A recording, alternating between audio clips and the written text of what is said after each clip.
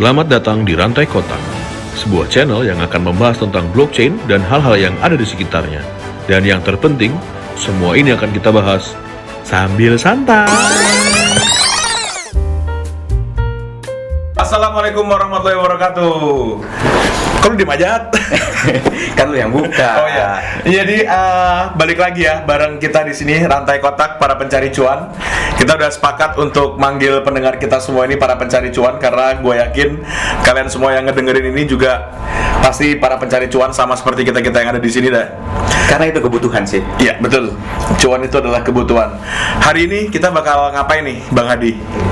Ngapain ya enaknya malam-malam kayak gini nih? Enaknya malam-malam gini kita bahas tentang apa aja yang ada. Kita ngobrol tentang santai kripto aja kali ya, sekali ya. Oh iya, boleh. Kita ngobrol-ngobrol kasus gitu atau apa? Oke, boleh. Kita khusus kupas kasus. Wah, menarik tuh. Kupas kasus di malam Jumat. Enggak, malam Sabtu dong. Malam Sabtu. Benar. Ada apa dengan malam Jumat, Bung Hadi? Kita bisa beribadah. Oh iya, betul.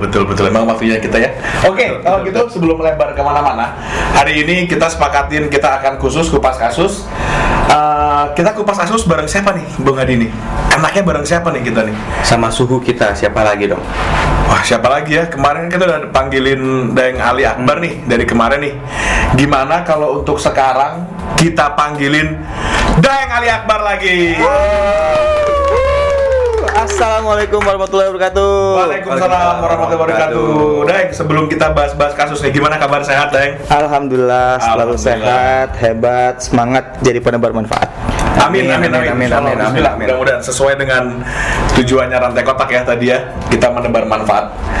Oke, Daeng. Jadi kami dan tim pakar-pakar ahli itu sudah mengumpulkan kasus-kasus yang Aji. susah sekali didapat informasinya nih, Daeng. Kasus ya, bukan studi kasus ya. Bukan. Ini udah kasus, Ini infonya A1 Intel. Wah, luar biasa pokoknya. Jadi, Daeng, kan sekarang nih lagi rame dibahas. El Salvador kan sudah meresmikan Bitcoin Oh, untuk iya. jadi alat tukar resminya mereka nih. Juni atau Juli. Iya, lalu betul. ya. Nah, Ya. sekarang kan ini Sir Presidente Aurelio Ribeiro kan juga Presiden siapa? Aurelio Ribeiro, Deng. Iya. Beliau kan Bisa dijawabnya. dari Brazil nih juga sudah mulai ikutan. Jadi mulai ikutan untuk mengadaptasi Bitcoin untuk Ya. dijadikan salah satu alat tukarnya mereka nih. Ya. Bahkan bisa untuk beli rumah, bisa beli McD. mobil, bahkan McD, Deng. Ini kita boleh nyebut merek nggak sih? Boleh. Untuk sekarang gratis, nanti bayar. Oh, siap. Oke. Jadi sekarang gratis dulu ya. Ya. McD dengerin ya. Untuk sekarang gratis dulu ya McD ya. Nah, ini Daeng nih yang aku pengen tanyain nih, Daeng. Imbasnya apa nih, Daeng, buat masa depannya cryptocurrency kalau seandainya negara-negara lain ikutan nih, nggak cuma El Salvador sama Brazil doang? Oke, kalau mandang gini, banyak orang memang memandang uang kripto ini sebagai alat pembayaran. Ya, itu yang pertama tuh, level paling dasar kita sebutnya. Ya. Terus yang kedua, uang kripto ini sebagai aset digital.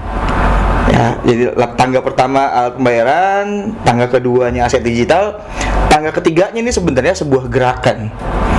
Jadi kripto yang diwakili oleh Bitcoin itu menjadi sebuah gerakan di seluruh dunia. Gerakan terhadap apa? Itu terhadap keuangan yang terbuka, transparan dan terpercaya.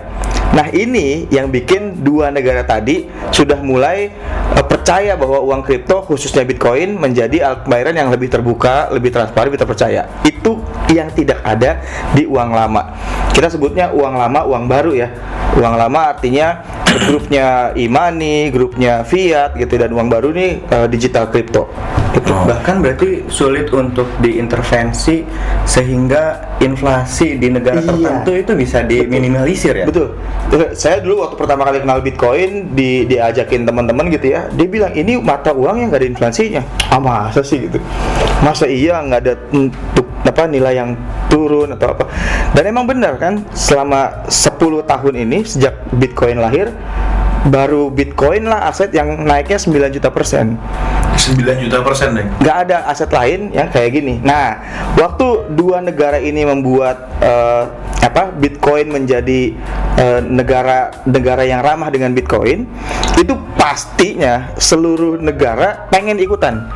Tapi yang lebih seru lagi sebenarnya dua negara ini malah akan jadi magnet bagi kripto mania yang ada di seluruh dunia. Mereka bisa ngerasain datang ke negara sana dan diwisatakan masuk, terus ngerasain beli McD pakai Bitcoin. Nah, dengan dua negara ini udah jalan, udah rapi gitu ya. Berarti negara lain nih bakal ikutan atau bakal nggak ikutan. Itu tuh pilihannya kan. Betul. Nah, ntar tinggal berantem-berantemnya sama siapa nih kalau ikutan dan nggak ikutan. Karena kayaknya banyak kepentingan juga nih kalau misalnya suatu negara mengimplementasikan cryptocurrency sebagai instrumen keuangan mereka. Iya, sama gini loh. Saya kalau di seminar saya selalu bilang ini tangan kiri saya, ini tangan kanan saya. Tangan kiri saya kepel, itu artinya sistemnya tertutup. Tangan kanan saya buka, itu artinya sistemnya terbuka. Lalu saya tanya ke peserta seminar, menurut teman-teman, ini kalau ada sebuah institusi yang kita bisa pinjem dan ngambil uang dari institusi ini, tapi dia tertutup. Tapi ada satu institusi lain yang dipinjemin sama minjemin itu terbuka. Kira-kira suka yang mana, yang tertutup atau terbuka? Biasanya semua orang akan jawabnya terbuka. Nah, saya bilang ini adalah institusi lama, uang lama, ini institusi uang baru, Bitcoin dan kripto dan sejenisnya. Ini tuh maksudnya yang lama, itu tuh yang baru berarti. Ya, jadi orang-orang akan lebih suka milih yang baru. Institusi yang baru inilah yang membuat mereka lebih nyaman karena terbuka, transparan, terpercaya. Kita nggak berani nyebutin yang kiri ya. Ya. Oh, berarti itu bukan ranah kita juga ya. Bukan ranah kita. Kita bahas fokus. Satu madu di tangan kananmu, satu cacing tangan kirimu. Jadi nyanyi dong, Bang. Berikan kepadaku, aku tak tahu. Itu Nah, lagu ya. apa itu ya? Oke, Daeng, berarti ini ya Daeng ya, kalau aku bisa sedikit menganalisa, asik. Jadi kalau dari kata-katanya Daeng tadi, dengan dua negara ini menjadi magnet untuk negara-negara lain, ini akan menjadi isu positif juga ngedongkrak kripto-kripto yang lain ya Daeng berarti ya? Ya, betul. Karena pasti gini kan, kita fokus di Bitcoin dulu nih ya misalnya ya. Waktu satu negara udah bilang ini terbuka, kami menerima pembayaran, bahkan di warung-warung rokok gitu ya, udah bisa beli Bitcoin misalnya gitu, rokok contohnya. Itu berarti negara lain udah percaya bahwa Bitcoin ini emang alat pembayaran yang baik, gitu ya. Walaupun sebenarnya kita bagi si pemilik warung dengan punya Bitcoin, dengan menerima Bitcoin, berarti dia kan sebenarnya akan menerima aset digital yang kedepannya bakal lebih mahal. Oh, berarti juga jadi investasi. Jadi juga investasi ya, Daeng? dia, makanya Beli jangan. cilor pakai Bitcoin. Tapi itu nggak bakal kejadian bro. Di Indonesia nggak bisa. Kenapa? Ada undang-undangnya bahwa negara Indonesia hanya mengakui satu alat pembayaran bernama rupiah untuk alat pembayarannya. Ya, gagal beli cilor pakai Bitcoin. Oke Daeng, kalau gitu mari kita berandai-andai Daeng. Nah ini kan tadi yang Daeng bilang ya, Indonesia masih terbentur dengan regulasi. Ini kalau seandainya nih Daeng, Indonesia, Roma jangan lupa siap-siap masuk satu cerita. Oke, tapi ini aku bahas yang ini dulu ya Bang ya, nanti itu aku bacain lagi. Jadi kalau misalnya Indonesia ini kan karena belum siap atau belum mampu atau gimana nih Daeng nih? Gimana bilangnya ya? Kita memang berdaulat dengan uang kita sendiri. Tapi kalau kita nggak ngikutin tren seluruh dunia, kita jadi kuper juga tuh istilahnya. Iya, jadi ketinggalan juga. Nah ya, makanya di Indonesia ini berlakulah hukum bahwa uang baru si kripto ini hanya menjadi aset digital. Jadi diperjualbelikan dalam bentuk komoditas atau aset digital lainnya, jadi seperti emas, seperti rumah gitu. Dia nggak boleh jadi alat bayar. Jadi pemerintah kita tuh udah kayak welcome, silakan dengan kripto. Bahkan pemerintah memberi izin ke 13 exchanger yang diperbolehkan menjual kripto. Dikasih izin lagi ada 229 kripto yang udah diperbolehkan diperjualbelikan. Nah, yang seru nih ada pajaknya, dan pajak yang tadi itu udah bisa dikenai pajak 0,03%. Itu istilahnya saking dukungan pemerintahnya udah bagus. Tapi memang belum boleh jadi alat pembayaran. Oh, oke. Nah, kalau menurut Daeng nih, PR kita nih apa Daeng? Supaya siap. Gini, ini sih bakal kerja keras ya, maksudnya kerja berat. Misalnya yang anggota DPR-nya harus melek dulu tentang kripto. Betul. Jadi kan saya selalu ingetin ya teman-teman ya, bahwa ingat kutipan terkenal saya gitu ya, bahwa blockchain bukan cuma kripto bukan cuma trading bukan cuma Bitcoin. Nah, ini nih harus dipahami sama semua orang bahwa sebenarnya uang kripto itu tuh kayak apa ya? Itu tuh memudahkan hidup kita banget. Karena apa? Inilah uang sesungguhnya. Jadi uang yang bisa bikin orang sejahtera, uang yang bisa bertambah dan bertumbuh gitu, uang yang berputar, beredar, berubah-ubah nilai, tapi tetap bikin kita lebih nyaman, Mas. Dan di mana-mana nilainya sama dan juga. Ya itu serunya. Nah, inovasinya kan lebih banyak lagi ya. Ada DeFi, decentralized finance, decentralized exchange, ada NFT.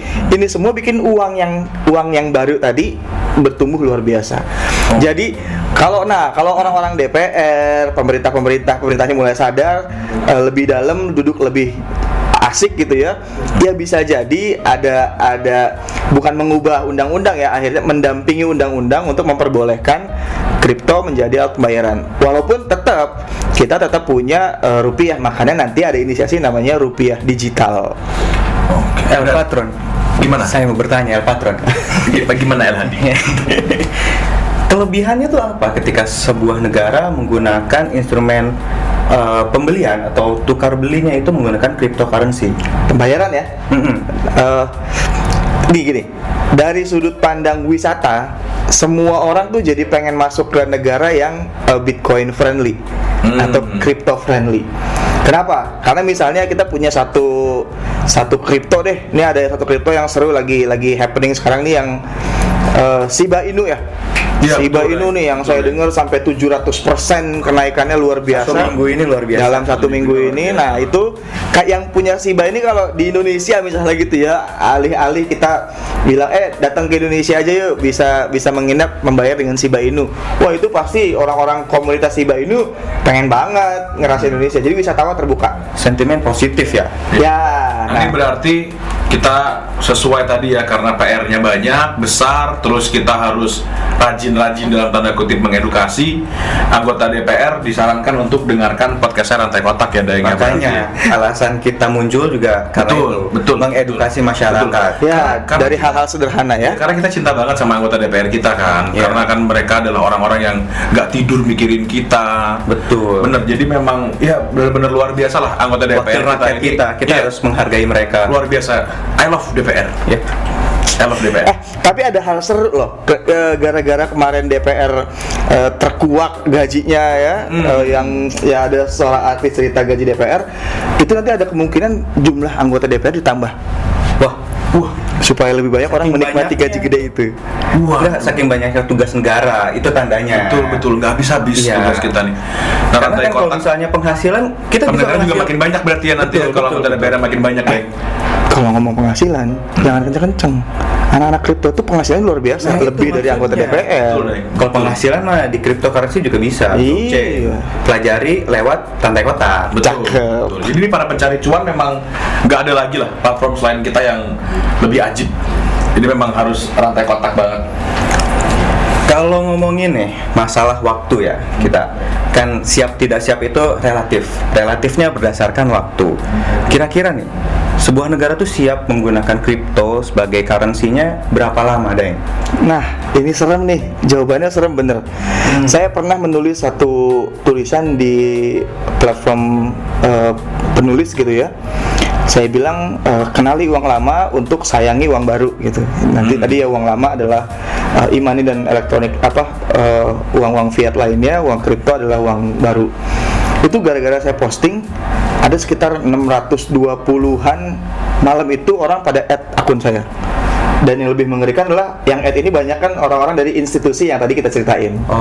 Jadi ya di sisi lain saya sharingnya takut ada apa-apa, di sisi lain juga mungkin mereka pengen edukasi. Betul. Tapi yang seru adalah pertanyaannya gini, sampai kapan Indonesia, berapa lama sih Indonesia akan siap jadi kripto? Saya nggak yakin 5 tahun ini bisa. Ya, memang sebenarnya tadi ya Karena kan blockchain di Indonesia ini baru kayak belakangan 5 tahun belakangan inilah orang mulai pengen baca, pengen tahu, pengen tanya gitu ya. Paling terkait dengan misalnya 2024 ada presiden baru. Presiden baru ini aja kalaupun staf ahlinya udah mulai pinter-pinter blockchain, dia mungkin mulai berani gitu ya. Bikin satu tim ad hoc untuk ngurusin kripto sebagai alat pembayaran yang sah. Tapi saya pribadi rada pesimis 5-10 tahun belakangan ke depan ya. Tapi yang pasti memang kita nikmati saja dulu Indonesia sudah melegalkan kripto untuk jadi aset digital. Itu aja udah luar biasa. Luar biasa, Iya, udah iya. sangat-sangat progres ya Dayang ya berarti ya. Ya, tandanya itu pemerintah Indonesia mendukung terhadap teknologi berbasis blockchain. Kita patut berapresiasi. Betul, setidaknya kita nggak ketinggalan banget lah sama negara-negara lain. Betul. Betul. Ini Dayang, aku ada tadi satu cerita Dayang yang wah ini ceritanya kalau saya ceritain benar-benar akan jadi sebuah cerita. Kirain sedih apa serem nih? Ini ceritanya Dayang. Jadi aku tuh punya cerita gini Dayang. Jadi Gimana ceritanya jadi? Jadi gini ceritanya. Gue itu waktu tahun 2013 ya, Bung Hadi. Punya Gua cerita? Iya, punya cerita tahun 2013 itu. Jadi di cerita ini tahun 2013 itu gue sempat ditawarin sama salah seorang temen untuk beli Bitcoin, Dayang. Oh, oke. Iya, saat itu harganya masih di 3 jutaan kalau nggak Oh, salah. serius. Cuman waktu itu karena aku nggak kenal Bitcoin, aku nggak tahu cryptocurrency, aku nggak ngerti blockchain, aku pikir ini MLM jenis apa ini? Belum ada rantai kotak. Belum ada rantai kotak soalnya Iya, waktu iya, itu bro. iya, Jadi gua tersesat gitu loh. Sedangkan sekarang Bitcoin itu Nyesel. harganya 1 miliar, nyesel banget. Terus ini nyambung ke yang aku mau cerita ini, Dayang nih sekarang nih. Jadi aku Tadi pernah. itu belum Jadi cerita. ceritanya belum. Itu belum. tadi baru prolog aja. Allah haula wala quwwata. 3 hari lah kira-kira kita akan selesaikan cerita ini. Gak apa-apa. Enggak, Waktu jadi- kita banyakkan sini ya. Ya jadi gini, aku itu Dayang, aku pernah iseng sama istriku karena aku adalah orang yang dalam tanda kutip dalam hal apapun tuh bergaya koboi, gimana nanti gitu ya, dipikir carry atau kumaha engke gitu kalau kata orang Sunda. Jadi istriku Kalau pernah istri tanya, iseng deh. Iya. istriku pernah tanya, Kak, untuk biaya pendidikan anak-anak tuh nanti gimana? Terus aku mikir, ya gampang, gimana nanti? Kalau nggak coba deh kamu bikinin aku hitungan berapa ada biaya yang perlu kita siapin. Dan hasilnya ternyata ngeri banget deh. Kenapa? Jadi istriku sudah bikin hitungan, kalau kita mau sekolah anak sampai kuliah, sampai dia lulus. Jadi istriku itu, tapi ini bisa beda-beda ya, karena tergantung lu tinggal di mana, tergantung juga lu mau sekolah di mana. Cuman aku yang sudah bikinkan dengan istriku itu adalah aku rencananya sampai anakku SD itu aku mau di sekolah swasta. Oh, good. Iya, sekolah swasta Islam. Jadi supaya tauhidnya dia kencang dulu. Ah, ya. Nah, nanti di Fondasi SMP, di penting. SMA baru dia negeri dan kuliahnya dia negeri. Coba ada yang tebak, berapa ada biaya yang harus orang tua zaman sekarang nih, yang berarti yang seusia gue nih, yang anak-anak milenial nih, yang udah punya anak, tahu nggak harus nyiapin biaya berapa sampai anaknya kuliah? Berapa? 11 miliar, Deng. Masya Allah. Jadi Untuk pendidikannya aja? Untuk pendidikannya doang. Itu belum dengan jajannya, transportnya, belum dengan kosannya. 11 miliar. 11 miliar, Deng. Itu dengan aku menghitung kenaikan biaya sekolah rata-rata per tahunnya itu 5-10%. Jadi aku ada spare ke sana. Jadi kebayang nggak nih, para pencari cuan nih yang mau nyiapin biaya pendidikan anaknya tapi masih pakai investasi dengan uang lama itu tadi, Deng. Iya, itu Bung dia. Dono. Iya. Cerdas. Boleh. Bagus ternyata cerita ini ya. Heeh. Boleh Untung minta- ingat saya. Boleh minta filenya Bung Ronald, jadi saya ada gambaran. Boleh banget. Ya. Boleh banget. Jadi ada referensi saya. Iya, itu patokannya untuk anak-anak bayi-bayi yang lahir di 2020 kemarin ya. Karena nanti kalau anak lahir 2021, 2022, Beda lagi 2022 hitungannya. udah beda lagi tuh hitungannya. Nambah. Betul. Oke, cerita itu mengingatkan saya pada satu apa konsep istilahnya ya. Ada yang namanya konsep kalau punya uang 100.000 ditaruh di institusi perbankan, terus kita sama-sama taruh uang 100.000 juga ditaruh di e-money, Iya. dan 100.000 lagi taruh di kripto. Ini 3 tempat nih. 100.000, 100.000, 100.000. Kita lihat apa yang terjadi 1 tahun kemudian. 100.000 yang ada di perbankan kurang Pasti. karena ada potongan-potongan bla bla bla. Bla bla bla. 100.000 yang ada di e-money tetap nggak kurang, nggak lebih, karena udah jadi electronic money kan. Tapi 100.000 yang ada di uang kripto ini bisa nambah bisa turun, bisa hilang. Tapi keindahannya adalah kita percaya bahwa kalau kriptonya benar dipilihnya, maka pasti naik. Oh, jadi itu tadi pentingnya riset tadi. Nah, menjawab cerita dari Bro Ronald, itu karena kondisi kita butuh uang 11 miliar yang nantinya harus dipersiapkan buat anak kita.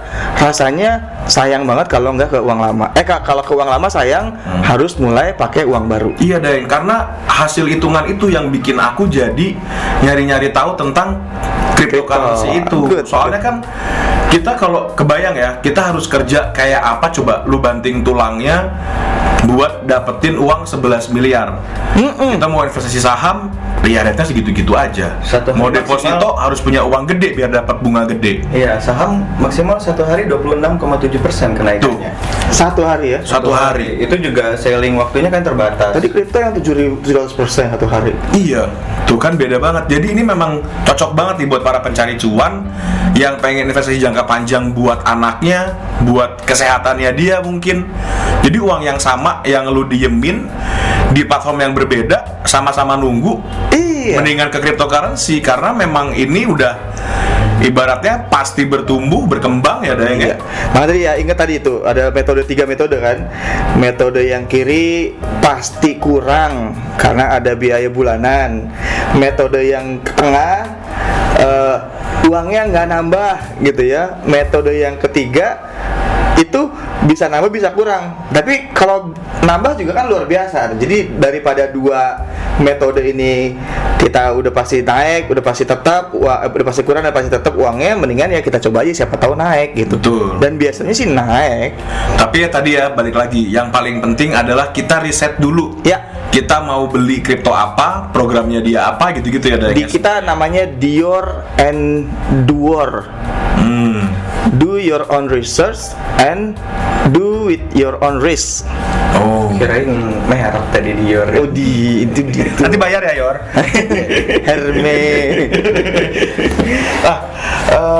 Oh iya, Daeng, aku tadi sedikit balik lagi ke masalah ketika sebuah negara mengadopsi Bitcoin untuk dijadikan alat tukar. Nah, kripto sama pajak nih, Daeng. Ini gimana nih supaya ini tidak saling berseberangan, bisa berdampingan, bisa jodoh gitu, Daeng? Oh, yang ada saling menguntungkan sih kalau menurut gua ya. Iya, harusnya begitu. Nah, cuman gimana nih dari Daeng? Gini. Waktu saya selalu bilang, kalau orang tahu tentang kripto yang siap-siap menjadi alat yang bikin orang sejahtera, maka mereka seharusnya bahagia ada di dunia kripto. Jadi bercandaan saya tuh kadang-kadang saya bilang, saya tuh udah nggak punya uang lama, semuanya jadi uang baru. Karena pas udah dapat uang pun kita tinggal ngambil dari exchange, transfer ke rekening bank, kita tinggal ambil di ATM gitu ya. Jadi uang lama saya udah nggak ada di rekening lagi. Nah, kalau ini dijadiin lahan untuk mengambil pajak, saya yakin masyarakat juga harus ikhlas rela karena negara ini terbangun gara-gara pajak. Betul. Tapi tadi ya, waktu semua orang udah sejahtera, ya kayaknya ini deh bayar pajak asik juga deh gitu ya. Karena benar. udah banyak loh ya, kan kemarin saya pernah ngerasain di era jadi buzzer influencer, endorser buzzer influencer tuh nggak ada pajaknya. Kemudian dia adain pajak gitu ya. Tapi ya nggak apa-apa, memang negara tuh harus hadir untuk kemudian membuat setiap orang yang sudah merasa sejahtera di kripto berbagi kesejahteraannya untuk orang lain dengan pajak. Jadi Karena sebenarnya penting juga pajak itu. banget. Betul. Buat bangun jalan, iya, sekolah, setuju. apalagi APBN buat pendidikan kan. Setuju. Betul nggak? Setuju, karena memang apalagi di negara kita Indonesia ini yang pajaknya sangat tepat guna ya. Jadi kita bisa lihat pembangunan yang luar biasa dibangun oleh para pembangun itu memang sudah terbangun. Proyek di mana-mana jalan betul. semua kan. Berarti tandanya pajak kita lancar. Pajak kita lancar dan tepat guna tadi. Betul, karena memang targetnya kalau nggak salah denger itu Indonesia menuju Wakanda. Jadi pengen kayak Wakanda. Wah, ajib. Iya, jadi nanti mobil terbang, Ajib. setan terbang, Kelihatan terbang. Kripto terbang. Oh, kita mainnya semua terbang. Itu nanti di era kuantum ya. Wah, Jadi itu dunia ini sekarang udah ngerasain mobilnya listrik. Mobil listrik ada bannya berjalan di jalan raya. Sebentar lagi jalan rayanya yang udah listrik. Jadi mobilnya berjalan di jalan raya sambil ngecas. Karena bawahnya udah listrik, mobilnya udah listrik, lama-lama bannya hilang. Nanti levitating ya, sama kayak ngambang kereta yang kayak cepet itu. Shinkansen gitu. Nanti Ya. lama-lama setelah udah mulai terbang, dibikin selimut terowongannya, itu kuantum tuh. Selimutnya pakai kuantum, nggak kelihatan sama mata, tapi bisa terbang. Ya, ya. Tapi kalau lagi banjir nggak nyetrum tuh deh. Karena yang bahaya juga. Gak ada listriknya. Itu udah mulai diaplikasikan kan di kereta Betul. cepat Betul. dari satu kota ke kota yang lain. Yang itu. Kereta cepat ya? Iya, kereta. Yang Bandung, Jakarta Bandung. Iya. Jadi ya? Jadi Oh, itu. kirain ribut-ributnya doang. Nah, oh ya, Daeng, ini tadi kita membahas tentang kesiapan kita nih para pencari cuan untuk masuk ke kripto. Kalau kita pengen belajar nih, Daeng, dari sudut pandangnya Daeng nih, pintu apa sih yang harus kita buka? Pintu mana yang paling kita tepat buat masukin buat kita belajar kripto, Daeng? Oke. Saya ingetin ke teman-teman tentang 5 era teknologi ya. Pertama tuh era komputer. Ya saat komputer masih gede-gede mainframe gitu ya. Terus Ya. sekarang udah jadi kecil sekarang di handphone. Handphone kan Betul. komputer ya. Lalu eranya internet. Kemudian punya handphone yang gak ada internetnya diketawain orang. Ya zaman-zaman dulu tuh orang harus pakai internet. Kalau nggak gaul. Kemudian era digital di mana iOS punya App Store dan Google punya Play Store gitu ya. Digital rame, orang bikin apps. Kemudian sekarang era blockchain yang kita omongin sekarang ini Ya. tentang era blockchain yang luar biasa. Nah, setelah blockchain ada era kuantum. Nah, kita nggak mau ngomongin dulu lah. Tadi saya baru sedikit cerita tentang kuantum, tapi yang pasti adalah di era blockchain ini kita sebutnya ada 10 profesi yang lahir gara-gara blockchain. Ya, zaman dulu era internet ada teknologi melahirkan inovasi mencetak profesi baru. Nah, di blockchain ini profesi yang lahir dari satu inovasi itu ada 10. Jadi kalau dulu teknologinya internet, inovasinya YouTube, lahir profesi baru namanya YouTuber.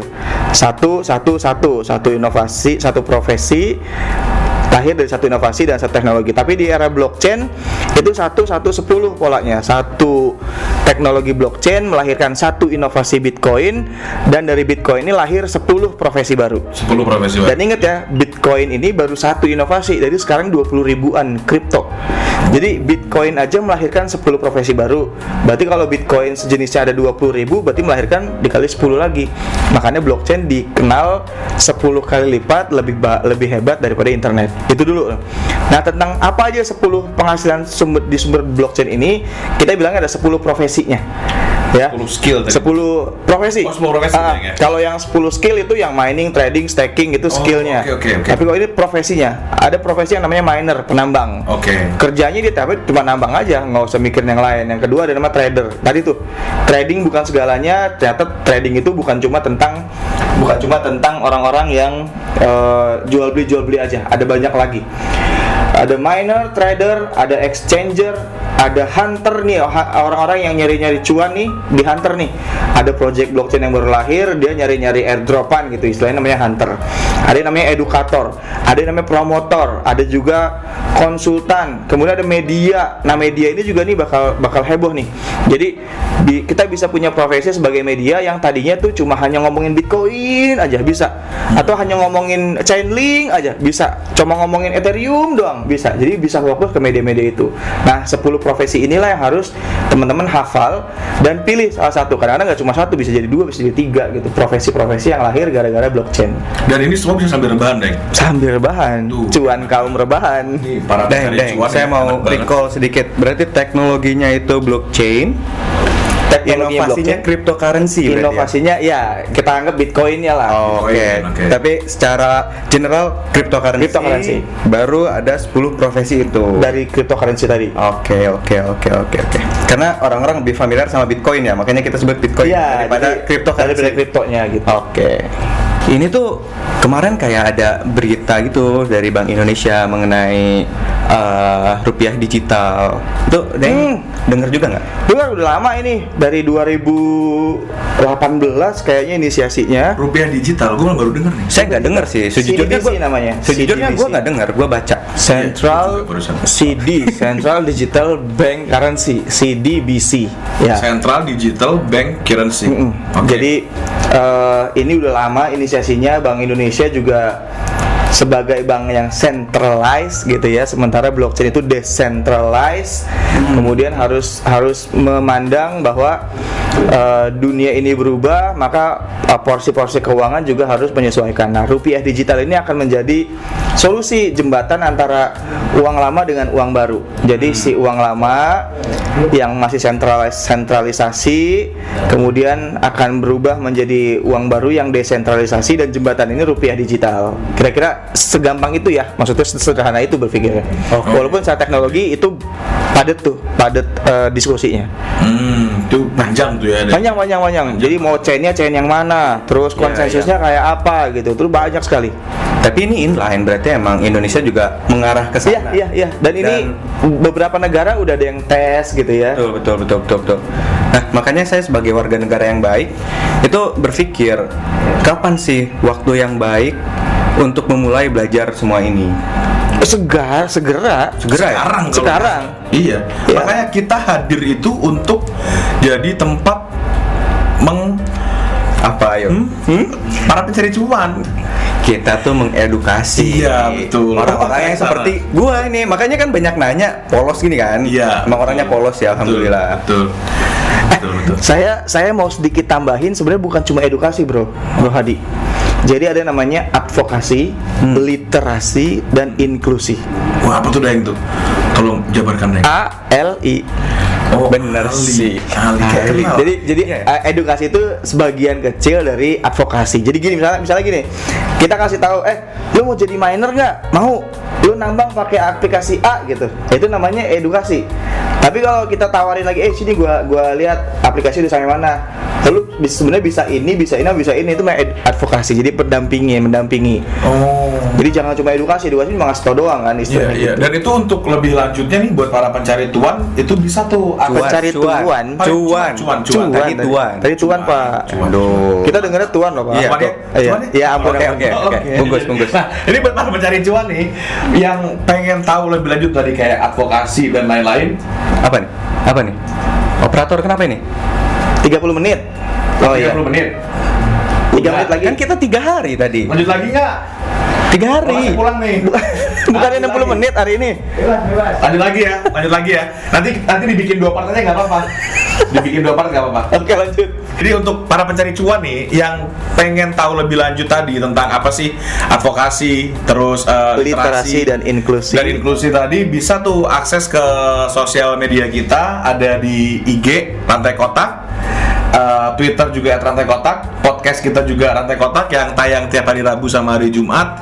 Sama jangan lupa kalau pengen tanya-tanya lebih lanjut, masuk ke forum diskusi kita di Telegram @rantai kotak official. Nanti tuh di situ bisa langsung ngobrol-ngobrol tuh Bung Adi tuh. Yang asik di Telegram. Udah mulai banyak juga nih yang join. Udah jadi mulai kan kita bisa aktif untuk dan nanti sekali akan ada langsung Daeng Ali ya di situ ya. Ya. Jadi Daeng Ali bisa Insyaallah kita ada jadwal-jadwalnya ya. Tuh. Nah, oke, Daeng. Ngobrol-ngobrol soal sosial media, aku mau cerita horor nih, Daeng nih. Jadi ini untuk cerita horornya tapi nyambung ke sekuritas juga nih, Daeng. Jahil lah. Bener, Daeng. Oh, jadi selama ini kan uang lama itu salah satu media yang bisa hilang adalah rentan dengan tuyul dan babi ngepet kendengnya. Nah, ini berarti kalau di aset digital ini tuyul proof dan babi ngepet proof lebih sebetulnya Daeng ya. Gimana Daeng? Oke. Jadi ada hal seru di dunia blockchain gitu ya. Babi ngepet itu kan jagain lilin ya. Bener ya? Jadi suaminya jadi babi. Iya. Terus istrinya nungguin lilin. Gitu kira-kira cerita selama ini beredar kan. di kripto juga sama sebenarnya, jaga lilin juga, bro. Bener, sama saya juga jaga lilin, Scandal, saya. kan? Lilin chart. Iya, lancar. Iya, Jadi candle chart itu. betul. Bedanya nggak ada babinya aja gitu. Nah, sama ini nggak pesugihan gitu ya, Deng ya. Ya makanya Oke. ini bisa jadi hal yang seru kalau kita kaitkan ke pesugihan. Jadi ada murid saya dulu waktu masih eranya internet ya. Dia tuh punya toko tentang knalpot, spare part motor lah istilahnya. Si tetangganya itu selalu bilang, ini kayaknya jarang ada orang datang ke tokonya dia. Tapi kenapa? Jadi hampir setiap tahun dia tuh beli lagi sebelahnya gitu. Jadi ini orang tokonya sepi, tapi kok order masuk terus. Ternyata Iya, betul. ini sampai diinterogasi, punya tuyul ya kamu ya gitu kan? Pas dikasih lihat, ya sini lihat aja tuyul saya. Nah dia kasih lihat itu yang tadi chart sama internet tadi. Berarti sebetulnya kalau para pencari cuan ini melek blockchain, nggak perlu tuh ya, Deng ya, capek-capek ngider babi ngepet, terus Mutih, belum hitam. dilakukan, belum dikutuknya, ya kan, Deng, belum kalau punya tuyul harus netein, kan ribet juga tuh, Deng tuh. Oh ada nyatain tuyul. Iya harus, Deng. Harus. Kenapa Anda tahu ya? Hah? Kenapa Anda tahu? Saya tidak tahu soalnya. Saya tahu dari majalah. Oh iya, baca. Terus Saya hobi baca. saya baru tahu tuyul bisa ditetein. Iya, harus, Deng. Ya Allah. Netein ini harus. Katanya sih itu juga. Katanya apa beneran? Katanya. Oh, katanya. Nah itu jadi para pencari cuan nih, daripada lari ke yang haram, kalau udah ngerti blockchain, cari cuan tuh gampang kok sebetulnya. Sama jaga lilin sih. Segampang kita bisa rebahan, buka handphone, itu bisa ngasilin duit, ya nggak Bung Hadi? Betul. Kayak Ada satu metode mining yang namanya EduMiner. Apa tuh, Deng? EduMiner itu satu inovasi. Kita tuh jawabin soal. Jadi kayak soal PNS kan, ada tes IQ tuh. Tuh tes IQ tuh yang gambar ini diputar 2 kali, pilih jawabannya yang mana. Benar ya. Iya, Atau itu yang kayak- deret misalnya. Iya, dari deret 5, aritmatika. Jadi kayak ya, gitu, Deng, 5, 10, terus mau berapa gitu. Terus ada juga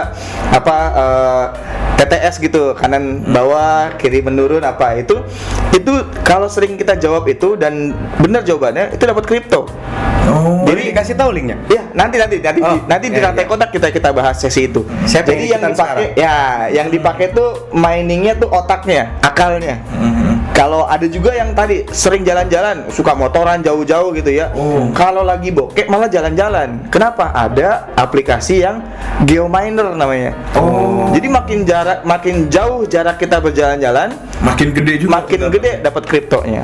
Oh, jadi tadi kita bisa jawabin soal. Jawab soal gitu ya, namanya Deng, ya? EduMiner, terus yang jalan-jalan jauh namanya Itu geominer. kalau kita jawab soal wawasan kewarganegaraan itu, kebangsaan negaraan itu, dapat apa tuh, Deng, itu biasanya? Dapat jabatan biasanya kayaknya, Deng. Dapat posisi yang Dapat pasti. posisi. Dapat Nah, posisi. kan kemarin pada posisi. ditutup-tutupin posisinya Iya, malah kan. Oh, ya, Walaupun jadi- nggak lolos masih bisa dapat posisi itu Yang kan. penting Kemarin ada yang nawarin tuh warga terakhir negara tuh. kebangsaannya itu lolos gitu ya. Kan ada yang dipisah dulu tuh. Terus habis itu yang nggak lolos dibiarin, ada yang rekrut Masuk lagi ya. Masuk lagi. Tetap kan? Menarik ya. Menarik sekali sebetulnya ini kita bahas nih. Tapi ya sudahlah. Takut ah. Deng, ada resiko apa aja sih, Deng, yang akan dihadapi oleh seseorang yang dia merubah fiat ke cryptocurrency? Resiko, ya pasti semuanya ada resiko ya di Iya, hidup karena ini kan kita nggak bisa bahas manis-manisnya doang nih, Deng. Iya, nih. iya, Jadi setuju. supaya para pencari cuan juga tahu nih bahwa cryptocurrency dengan segala potensinya, dia juga ada segala resikonya nih. Jadi kalau resikonya itu apa aja, Deng? Sepanjang pengalaman saya mengubah semua uang di rekening bank menjadi rekening kripto, to be honest, saya nggak nemuin resiko kehilangan. To be honest ya. Iya. Jadi nggak pernah tuh saya misalnya kehilangan, saya beli satu kripto A terus jadi debu gitu, bahasanya itu jadi debu ya, karena nggak ada nilainya lagi. Karena saya cukup hati-hati. Jadi saya serius untuk do your own research tadi. Terus saya milih-milih banget kripto-kripto yang fundamentalnya kuat. Jadi banyak orang saham tuh kalau udah bilang, aduh gua nggak percaya kripto gara-gara fundamentalnya nggak ada. Sebenarnya beliau cuma salah baca. Kripto tuh tetap ada fundamentalnya ya. Kayak misalnya kita kan punya gadget, punya listrik, punya paket data. Nah, 3 ini sebenarnya sumber untuk mining, untuk menambang. Cuma kadang-kadang platform penambangan tuh nggak bilang ini itu modalnya. Jadi ada underlyingnya ya. Iya, sebenarnya ada underlyingnya. Cuman ya tadi balik lagi karena bentuknya adalah dunia maya dianggapnya kayak nggak ada.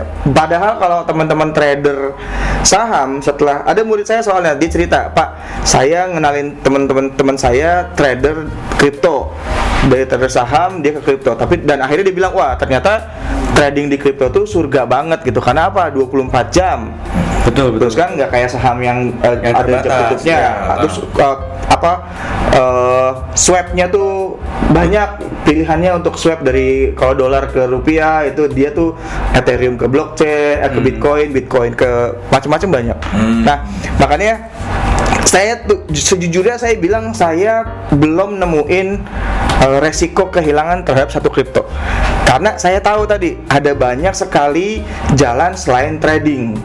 Jadi kalau ada orang yang kehilangan banyak di kripto, saya cuma bilang pasti dia ilmunya cuma trading. Kan bisa mining, bisa staking, bisa farming gitu, ada banyak jalannya. Jadi kalau resiko pasti ada resiko kehilangan, terus pasti juga ada resiko yang stres gara-gara turun gitu ya. Tapi sebenarnya kalau kita bijaksana ngelihat satu project dan kita ikutan project tersebut, ada satu metode namanya HODL, hold down dear life. Jadi simpan aja selama-lamanya gitu. HODL. Jadi hodl tuh ada singkatnya, Deng? Iya, HODL. Aku selama ini ternyata begon hodl nggak tahu artinya. Oh, berarti hodl tadi apa, Hold Deng? on dear life. Hold on dear life, bro. Hold on dear life, bukan hodl doang. Hodl. Oke, Deng, berarti tadi aku sedikit quotes Daeng tadi ya. Resiko akan selalu ada, tapi bisa diminimalisir atau bahkan jadi tidak beresiko ketika kita sudah bijak dan benar-benar matang di riset tentang instrumen apa yang akan kita pilih untuk dijadikan media investasi tadi, Daeng. Makanya belajar tentang 10 keterampilan kripto. Kuncinya itu literasi. Kuncinya literasi, Iya, betul. Asik. Betul. Advokasi literasi inklusif. Ya, nantinya sekali. itu akan terus didampingin bareng kita Rantai Kotak, tentunya nggak cuma di podcast saja yang tayang tiap hari Rabu sama Jumat, tapi juga akan ada kita tuh info-info bermanfaat di Twitter, di Instagram, dan yang pastinya tadi ya nggak lupa gue ngingetin buat para pencari cuan nih, segera deh gabung ke Telegram kita @Rantai Kotak Official buat live diskusi bareng sama pakar-pakar kripto, pakar-pakar blockchain yang ada di seluruh Indonesia. Amin. Terutama ada yang Ali Akbar nanti yang akan sesekali muncul. Doakan untuk kita sehat panjang umur ya. Iya, betul. Oke, kayaknya makin malam obrolan kita takutnya makin horor dan makin gaib malahan. Gimana kalau kita pamit? Bung Sudahi Adi? saja Kita untuk sudahi malam ini. saja. Oke. Daeng Ali, terima kasih udah malam-malam gini ngobrol bareng Terima sama kasih kita. banyak teman-teman Rantai Kotak, Bang Ronald, Bang Hadi, makasih Jangan banyak. kapok sama kita ya. Enggak, oke. bahagia jadi penebar manfaat. Ya, para pencari cuan, semoga tidur Anda nyenyak, aktivitas Anda lancar semuanya, sehat selalu. Mulai baca-baca, mulai cari tahu tentang blockchain, mulai cari tahu tentang kripto, supaya kita nih nggak ketinggalan, supaya kita bisa punya peluang untuk nyekolahin anak-anak kita nanti. Pokoknya #jangan malu cari tahu. Betul. Selalu dengerin kita terus, pantau sosial media kita, dan selamat istirahat. Assalamualaikum bertemu. warahmatullahi wabarakatuh. Terima Sampai kasih bertemu di Rabu depan. Assalamualaikum warahmatullahi wabarakatuh.